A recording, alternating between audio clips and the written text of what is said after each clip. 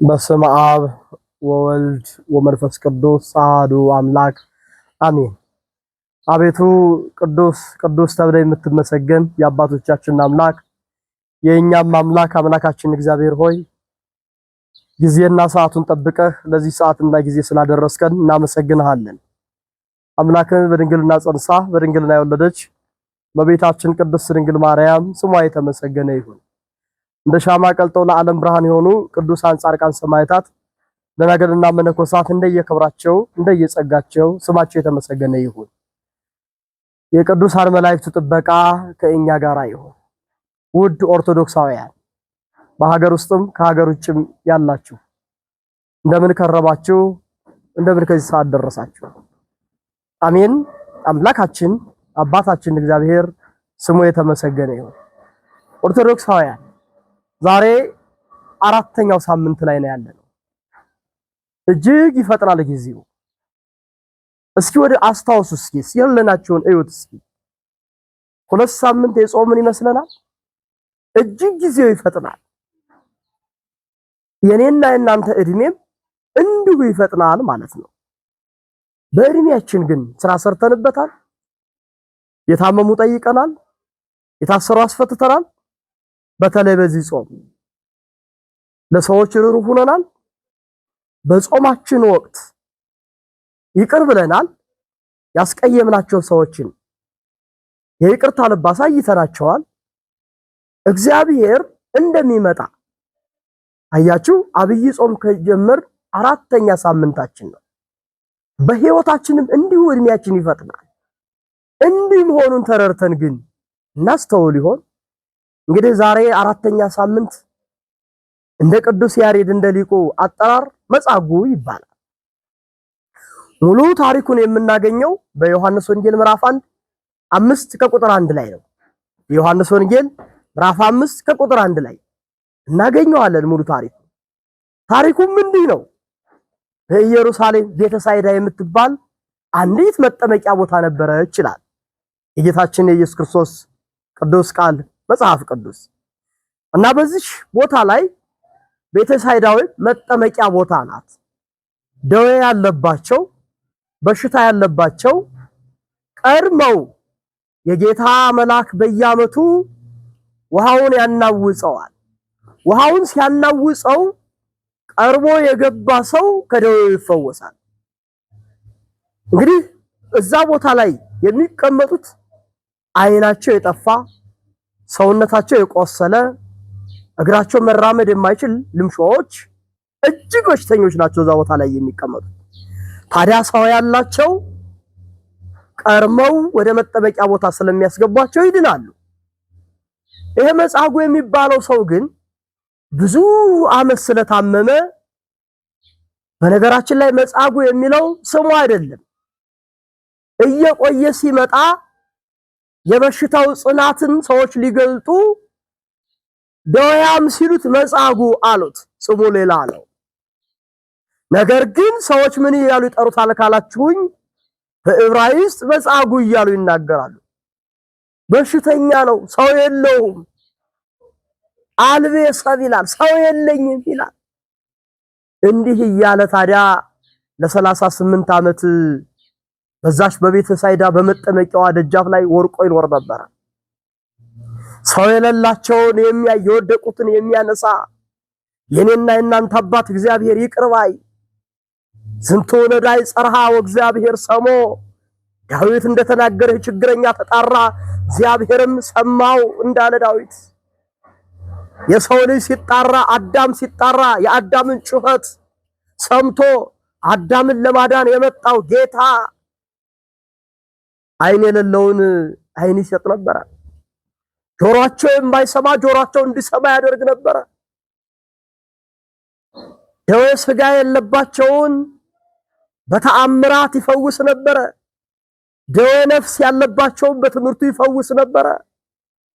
እየፈወሰ እያዳነ ያ ልሙጹን ሰው ዓይኑን እያበራ ያቺ ከ12 ዓመት ጀምሮ ደም ሲፈሳት የነበረችውን ደሟን ጸጥ እያደረገ እያዳነ ይተአብስ ዳግም እንዳትበድይ እያለ ያቺ በኃጢአት ወርቃ በስምዖን ቤት መታ ሽቶውን አርከፍክፋ ጌታ ሆይ ይቅር በለኝ ብላ በእንባዋ እግሩን ያጠበችውን ይተአብሲ ዳግም እንዳትበድይ እያለ በነፍስ በስጋ የታመሙትን እየፈወሰ ወደ ቤተ ሳይዳ ሲሄድ ይህን በሽተኛ አገኘው። ትድን ዘንድ ትወዳለህን አለው።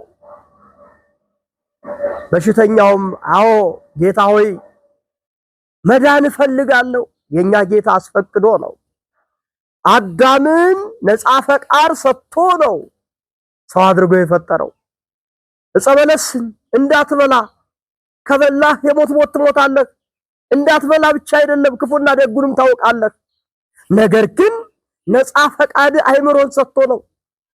በዚህ ጾምም እኮ ክርስቲያኖች ጾሙ ብሎ እኮ ያስገደደ የለም። ማንም እኮ አላስገደደም። ነፃ ፈቃዳችንን ተጠቅመን እንጾማለን። በረከተ ስጋ በረከተ ነፍስ እናገኛለን እንጂ አንድ ቀን ኦርቶዶክስ ሆኑ ተብሎ በግድ አስገድዶ ኦርቶዶክስ ያደረገች ቤተክርስቲያን አይደለችም ያለችን። መጻጉንም ልትድን ትወዳለህ አለው። በዚህን ሰዓት መጻጉ አዎ ግን ሰው የለኝም፣ የሚረዳኝ የለም፣ የሚያግዘኝ የለም፣ ውሃው ሲናወጽ የሚያወርደኝ የለም እንጂ መዳን እፈልጋለሁ እንጂ መፈወስ እፈልጋለሁ አለ። ጌታችን ታዲያ ምን አለ? እነሆ አልጋህን ተሸክመህ ሂድ ወደ መጠመቂያው ቦታ ነው። ለ38 ዓመት አይችልም ነበረ፣ መንቀሳቀስ አይችልም ነበረ። የጌታ ቃል ግን ድውይ ስለሚፈውስ፣ ለምጽ ስለሚያነጻ፣ የደከሙትን ስለሚያበረታ ይሄን ቃል ሲናገር አፈፍ ብሎ ተነስቶ አልጋውን ተሸክሞ ወደ መጠመቂያው ቦታ ወረደ፣ ተጠመቀ፣ ደስ ብሎትም ድኖ ተመለሰ። ታዲያ ኢትዮጵያዊ ሊቅ የአብይ ጾምን ሳምንታት ሲከፋፍል መጀመሪያ ላይ ዘወረደ ወይም ደግሞ ጾመ ሕርቃል፣ ሁለተኛውን ቅድስ፣ ሶስተኛውን ምኩራብ፣ ዛሬ ደግሞ በመጻጉዕ የተመሰለው የአብይ ጾም አራተኛ ሳምንት ነው። እነሆ መጻጉዕ ከደዌው ተፈውሷል፣ ከለምጹ ነጽቷል፣ በርትቶ ቆሟል። እኔና እናንተም ዛሬ በሽተኞች ነን። አገራችን ኢትዮጵያ በሽተኛ ሆናለች። ዓለም በሽታ ውስጥ ነው ያለው። በደዌ ሥጋም፣ በዘረኝነት፣ በጥላቻ እንደምታውቁት ዛሬ ቤተክርስቲያንን ታማለች። በየቦታው በየክፍለ ሀገሩ ህመሟ ጸንቶ በውስጧ ያሉ ከውጭ ካሉ በርትተው በዚህ ዘመን መነኮሳትንን የሚሉ ሳይቀሩ ቤተክርስቲያኗን በሽተኛ አድርገዋት በየክፍለ ሀገሩ ቆብ እየጫኑ ቤተክርስቲያኗን በሽተኛ አድርገዋታል። ዘረኝነቱ በቤተክርስቲያን ውስጥ በሽተኛ ሆኗል። ከመጠን በላይ ጥላቻው፣ አድመኝነቱ፣ ወጠኝነቱ በርትቷል። ይሄው ዓለም በሽተኛ ሆኗል። ሀገራችንን በሽተኛ ሆና በዘር በጎሳ የምናየው ጦርነት፣ የሚፈሰው የሰው ደም ከኛ አገር ታማለች። ይሄ ሁሉ የሆነው በእኛ ነው። ዛሬም ክርስቶስ ያስፈልገናል። እንዳያችሁት የመጻጉዕ መጽሐፍ ተጽፎ አልፏል። ይሄ መጽሐፍ ተጽፎ ያለፈው ይሄን እያነበብን ከበሽታችን እንደምንፈወስ እንድናውቅ እንድንረዳ ነው። ዛሬም ክርስቶስ ያስፈልገናል።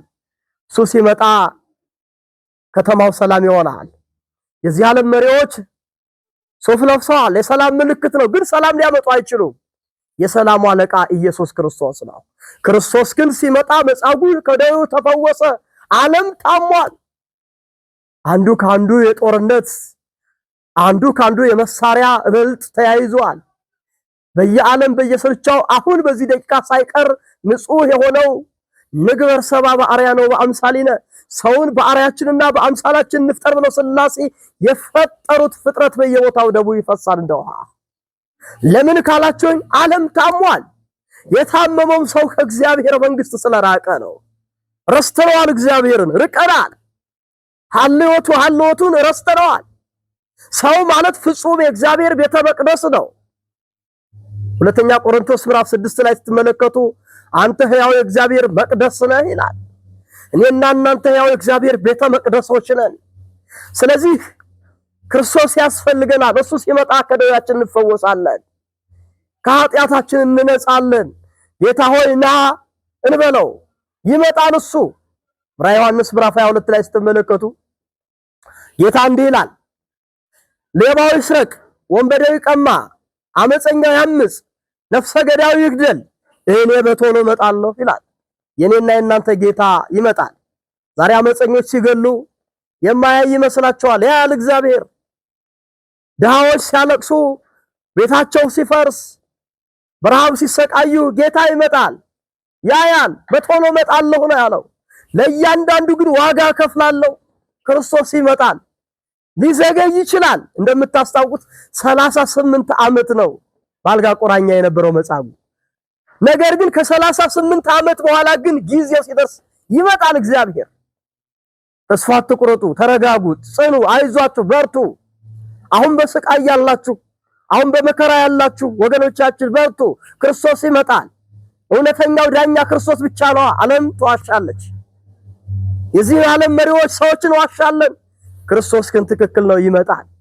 መጻጉዕም ክርስቶስ እስኪመጣ ድረስ ሌሎች ሰዎች፣ ሰው ያላቸው ሰዎች ይድኑ ነበረ። ሰው ለሌለን ሰው አድርጎ የፈጠረን እሱ ነው። ሰው ሆኖም የመጣው ሰውን ሊያድን ነው። ክርስቶስ እኛን ሊያድን ሰው ሆኖ መጣ። ሰው ሆኖ የመጣው ስለኔና ስለናንተ ነው። ስለዚህ ወገኖቼ ኢትዮጵያውያን፣ በዓለም የምትኖሩ ይሄን ድምጽ የምትሰሙ ይህ ሳምንት መጻጉዕ ይባላል። እንግዲህ ቅድም እንደነገርኳችሁ መጻጉዕን ክርስቶስ ሊያድነው መጥቷል። ዓለምን ሊያድን ክርስቶስ ይመጣል። ዓለምን ሊያሳልፍ ክርስቶስ ይመጣል። ግን ቆሽሸን ኃጢአት ሰርተን በድለን እንዳንገኝ ንስሐ ገብተን ስጋውን በልተን ደሙን ጠጥተን ሁሉ ሰው ወደን እንድንቀርብ ተዘጋጅተን እንድንኖር አምላካችን እግዚአብሔር ይርዳል። የእግዚአብሔር ቸርነት የእመቤታችን የቅድስት ድንግል ማርያም አማላጅነት ከሁላችን ጋር ይሁን። ወስብሐት ለእግዚአብሔር ወለወላዲቱ ድንግል ወለመስቀሉ ክቡር። ይቆየን። ሰላም ሳምንት ይሁንልን።